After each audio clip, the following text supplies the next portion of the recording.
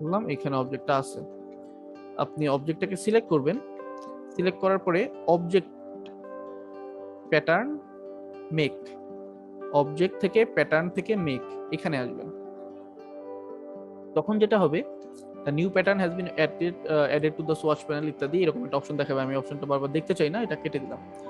দেখবেন যে এটার একটা প্যাটার্ন ইলাস্ট্রেটর জেনারেট করতেছে এবং কি সিস্টেমে জেনারেট করতেছে দেখেন এখানে আপনাকে দেখাচ্ছে প্যাটার্ন নামটা কি। আমি আপাতত দিলাম logo pattern 1।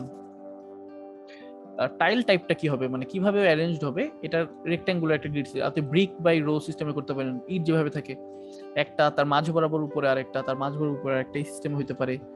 Brick by column হইতে, ব্রিক সিস্টেমই বাট কলাম বাই কলাম আর কি। এটা যেটা রো বাই রো ছিল হরাইজন্টালি, কলাম বাই কলামটা ভার্টিক্যাল। হেক্স বাই কলাম হইতে পারে, মানে হেক্সাগোনাল ভাবে অ্যারেঞ্জ হয়েছে, হেক্স বাই রো হইতে পারে ইত্যাদি। আমি আপাতত গ্রিড সিস্টেমটাই রাখলাম। হ্যাঁ, এরপর এটা উইডথ কত হবে, এটার হাইট কত হবে ইত্যাদি সবই আপনি এডিট করতে পারবেন। ওদের মধ্যে গ্যাপ এটা হবে নাকি আর একটু কমবে, এগুলো সবই আপনার হাতে তখন।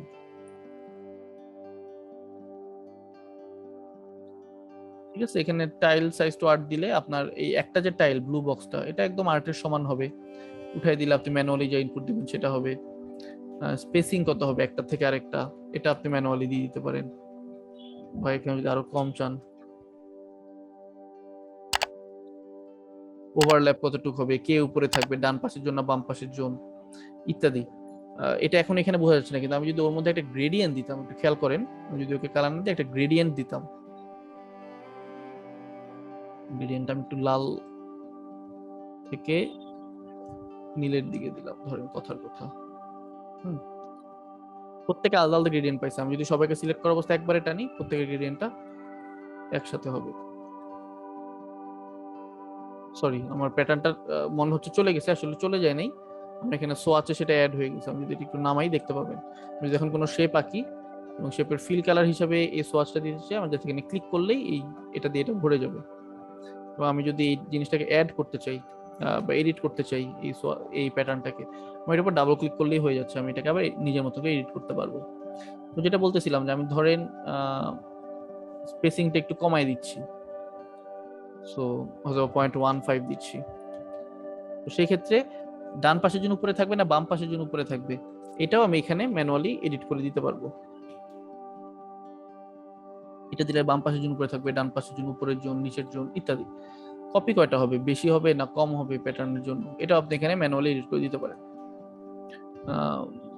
এরকম তো এই প্যাটার্ন মেক করার এই অপশনটা থাকার কারণে আপনার জন্য অনেক বেশি সুবিধা হবে যে আপনি চাইলেই খুব ইজিলি, দেখেন এখানে একটা খুব ইন্টারেস্টিং প্যাটার্ন গ্রো করছে, কিন্তু যেটা হয়তোবা আমরা ম্যানুয়ালি আঁকতে গেলে অনেক কমপ্লিকেটেড একটা জিনিস হইতো, তাই না? এটা ম্যানুয়ালি আঁকা, কিন্তু আমার এখানে প্যাটার্ন অপশনটা থাকার কারণে আমি এটা খুব সহজে, খুব অল্প পরিশ্রমে এবং খুব টাইম এফিশিয়েন্টলি করে ফেলতে পারছি। এটা হয়তোবা আমার প্যাটার্ন না থাকলে আমি কখনোই এত ইজিলি এত টাইম এফিশিয়েন্টলি করতে পারতাম না।